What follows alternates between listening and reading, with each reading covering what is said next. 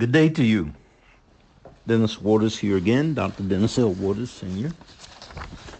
I'm reading now the 11th chapter of the book This Is It by Dr. Joseph Murphy.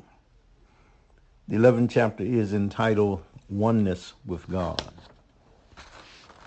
He begins the chapter with a quotation from the book of Isaiah, the 45th chapter and verse 5.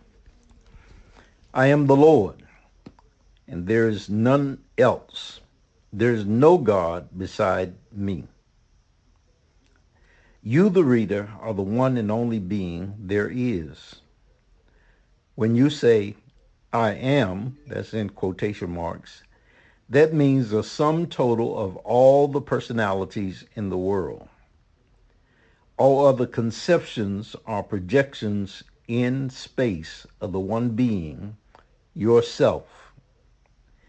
In the Bible, which is a textbook on psychology, metaphysics, and man's moods and feelings, the I am, in quotation marks, is constantly referred to as I am the way, the truth, and the life.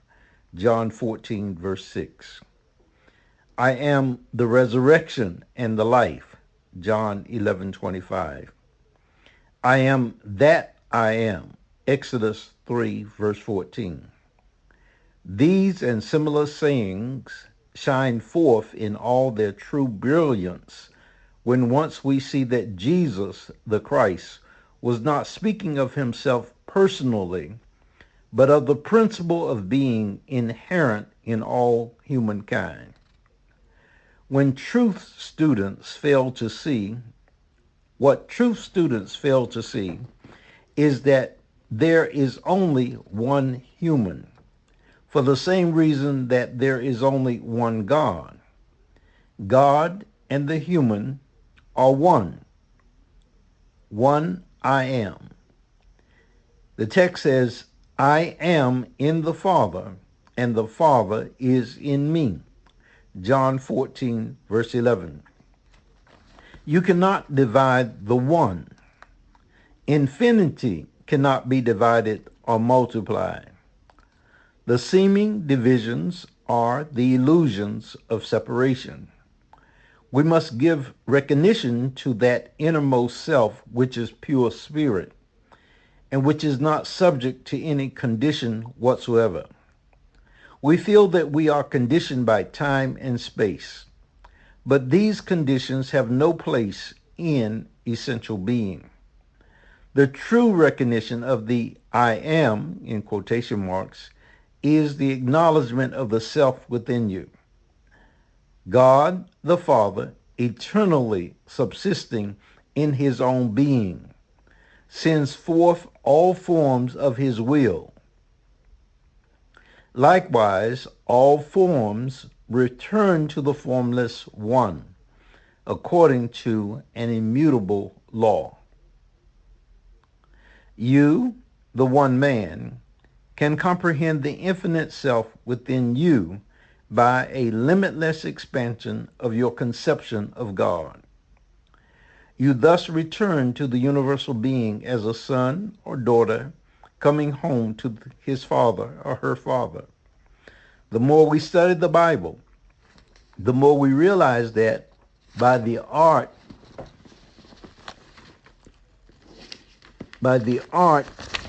A-R-T,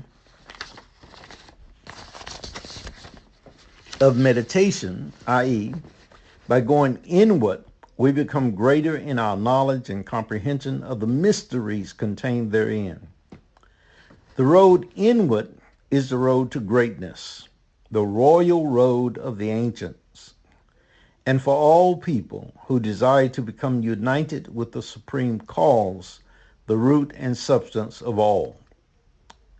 Rebirth means to ascend inwardly from the lesser to the greater by an inner realization, or by the lifting up of consciousness from one step to another. The consciousness being lifted up by contemplation dwells on the fact that I am now the being I long to be, And to make it real, I must feel it. Feel. This realization is an inner awareness of the new state of consciousness or rebirth. There's not a single note that was ever played that any man cannot play.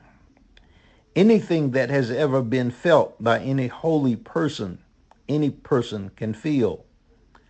There are no facts or secrets hidden in the dim past that any person cannot bring to light. You are the only being there is. You have a memory of all that has passed. Consequently, all tones, moods, vibrations, knowledge, and wisdom are within you. There is no language that was ever spoken that you cannot speak. There is no voice that you cannot reproduce, because all is within you. You have always lived. The text says, before Abraham was, I am. John 8:58. When all things cease to be, I am. You, the human, wrote the Bible. You may have forgotten it, but if you meditate on its passages, the subjective self within you will reveal to you, your conscious mind, what you meant when you wrote it thousands of years ago. Time is an illusion. God is the eternal now. Thousands of years are as an instant. Eons are as a day. Therefore, shed now the belief in time and the idea that we have to come back again and again to this earth plane. One time as John, another visit as Mary, in order to gain more experience, to perfect ourselves and become as Jesus the Christ. We are sometimes told that it is almost impossible for us to become as Jesus or Moses or Elijah in one lifetime. It takes several lifetimes. Moreover, many say that we have some karma to work out in this life. In other words, we must expiate for the sins and crimes committed in past lives before we can be purified. Some state that it is almost impossible to change certain physical conditions in this life, particularly if one happened to be born with a congenital disease or deformity. This teaching is false and a contradiction of everything the Bible teaches, namely, behold, I am the Lord, the God of all flesh. Is there anything too hard for me? Jeremiah 32:27. I will restore health unto thee, and I will heal thee of thy wounds, said the Lord. Jeremiah 30:17. Who healeth all thy diseases, who satisfied thy mouth with good things, so that thy youth is renewed like the eagles. Psalms 103, verse 3 and verse 5.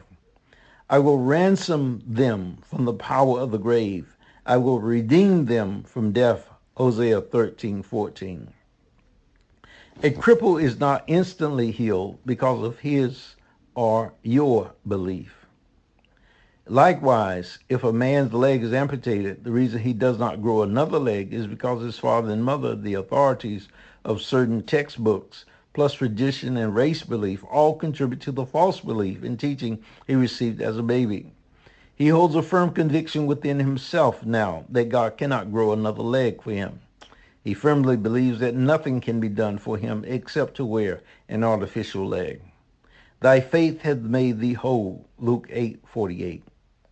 Regarding the belief of some people that we must suffer for errors of the past or for sins committed centuries ago, there is no basis for this false belief. If a person believes that he must suffer for something he has done, he will suffer. It is all based on belief. The only loss, limitation, restriction of or evil in the world is our belief in loss, our belief in limitation, our belief in restriction, and our belief in evil or disease. This is known as the son of perdition, in parentheses, in quotation marks, the son of perdition, or sense of loss spoken of in the Bible. Quotation mark, come now, let us reason together, said the Lord. Though your sins be as scarlet, they shall be as white as snow. Though they be red like crimson, they shall be as wool. Close quotation mark. Isaiah 1 and verse 18.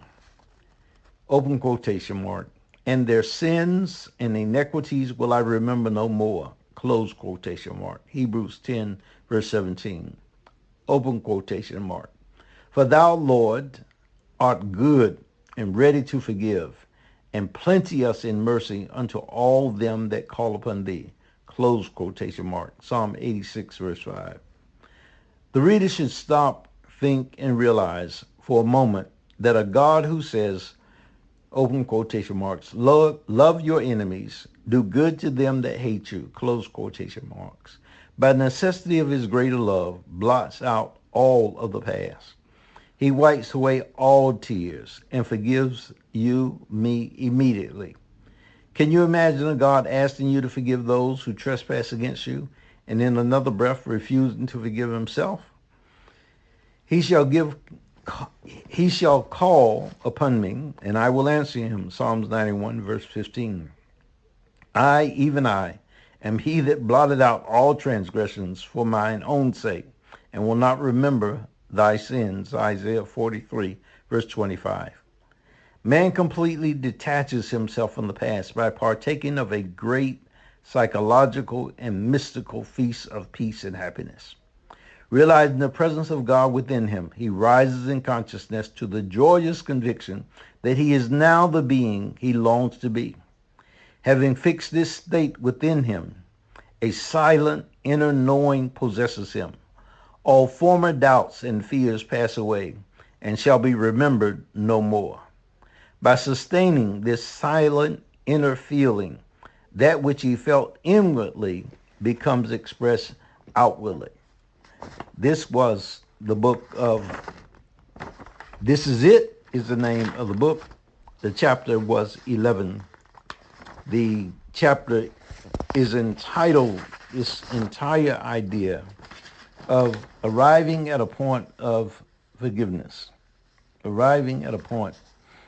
Actually, the chapter is not forgiveness, but it's arriving at an understanding of this very, very powerful process that we are working with.